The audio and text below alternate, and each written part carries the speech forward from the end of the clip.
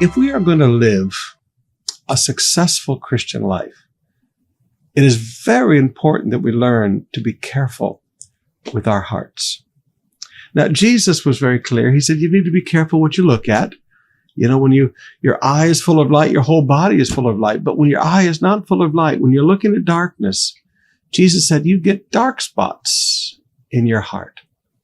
And there are many Christians, because of what they watch for entertainment, because of the places that they go and the things they focus on, they get dark spots in their heart.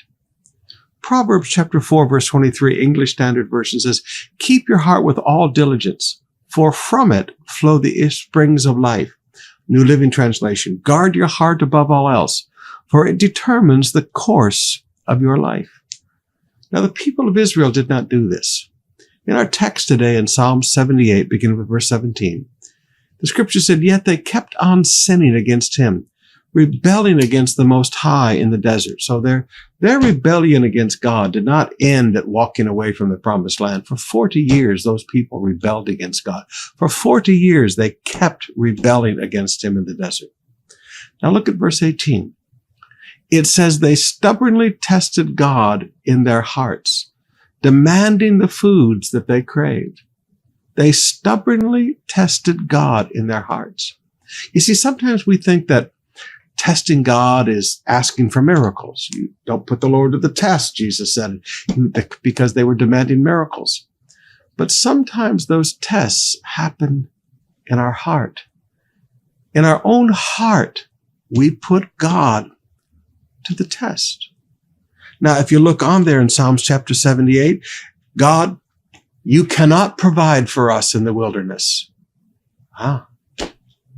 They came to that conclusion, did they? They came to the conclusion. They tested God. And in their hearts, God can't do this. They made the decision. God cannot provide for us in the wilderness. In a few weeks, I'm going to teach you an offering thought about this. And it's a fascinating offering thought on how we test God in our hearts, and we come to conclusions that God cannot provide for us in this circumstance. Their hearts weren't loyal. In verses 37 to 38, their hearts were not loyal to him. They did not keep his covenant. I want to challenge you today. Watch your heart.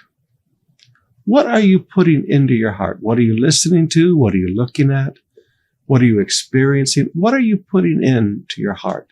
What are you putting into your desires? What are you putting into your attitudes? What are you putting into your emotions?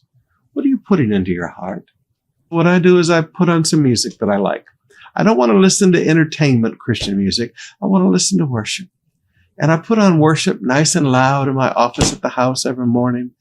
And I just sing with it and enjoy myself. What am I putting into my heart? I read the word. What am I putting into my heart? My friends, it's so important, because when you put the wrong things in your heart, disloyalty toward God is going to show up. And when you put wrong attitudes in your heart, one day you're going to look around at God and say, you can't do this. I've tested you in my heart, and you can't do this. I don't ever want to test God in my heart. When God looks at me, I want him to find faith in my heart. Let's guard our hearts.